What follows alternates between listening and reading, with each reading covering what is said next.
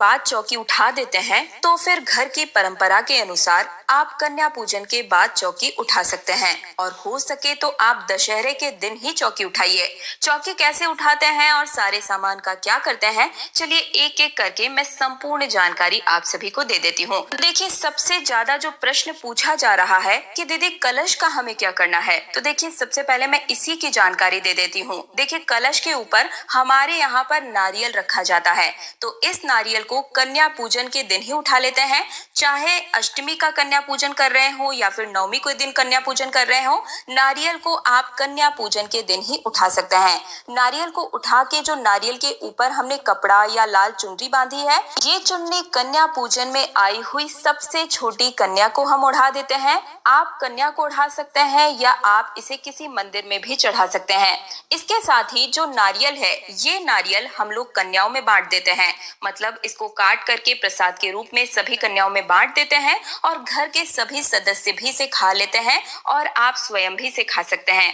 या आप चाहें तो नारियल का विसर्जन भी कर सकते हैं, लेकिन हम लोग ज्यादातर पूजा की चीजों को घर में यूज कर लेते हैं, इसलिए हमारे यहाँ पर ये जो नारियल है इसका प्रसाद के रूप में सभी को बांट दिया जाता है।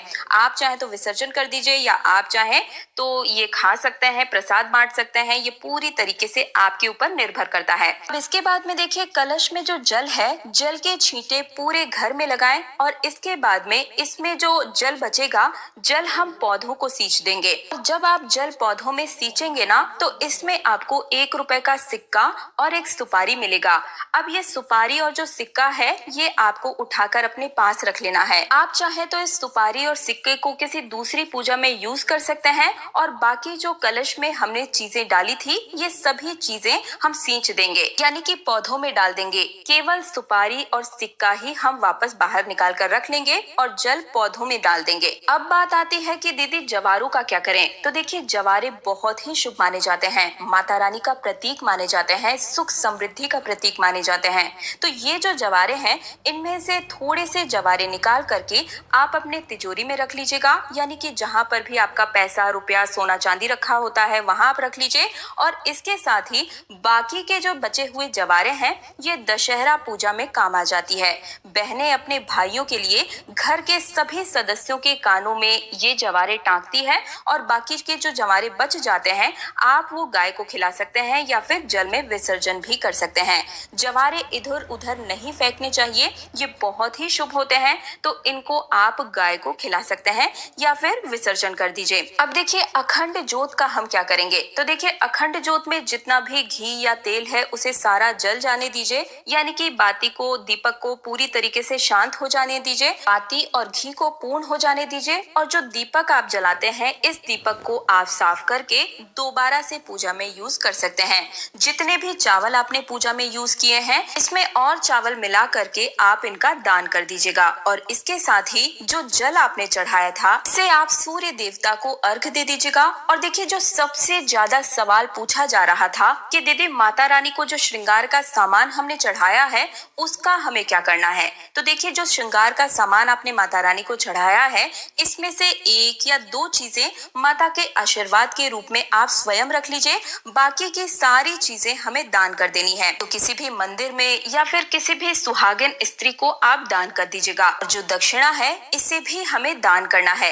इसी के साथ में देखिए, जो माता रानी को आपने चुनरी उठाई है, इसे आप अपने घर के मंदिर में माता रानी को उठाकर रख सकते हैं, पार्वती माता को उठा सकते हैं, या अगर आपका मंदिर जाना हो तो आप वहां पर जाकर भी माता रानी को ये चढ़ा सकते हैं। अब देखिए, सभी मूर्तियों को हम यहाँ से हटाएंगे, तो सबसे पहले जल के छींटे लगाकर फिर वहां पर इन मूर्तियों को हम विराजमान कर देंगे और इसके साथ ही जितने भी फूल पत्ते आपने पूजा में चढ़ाए हैं, इन सभी फूल पत्तों को हम पौधे में यानी कि गमले में डाल देंगे ताकि इनका खाद बन जाए। पूजा की कोई भी चीज इधर उधर नहीं फेंकनी होती है दोस्तों, इन सभी को बहुत ही अच्छे से विसर्जन करना होता है। तो ये सारा सामान हम यहाँ से उठा लेंगे।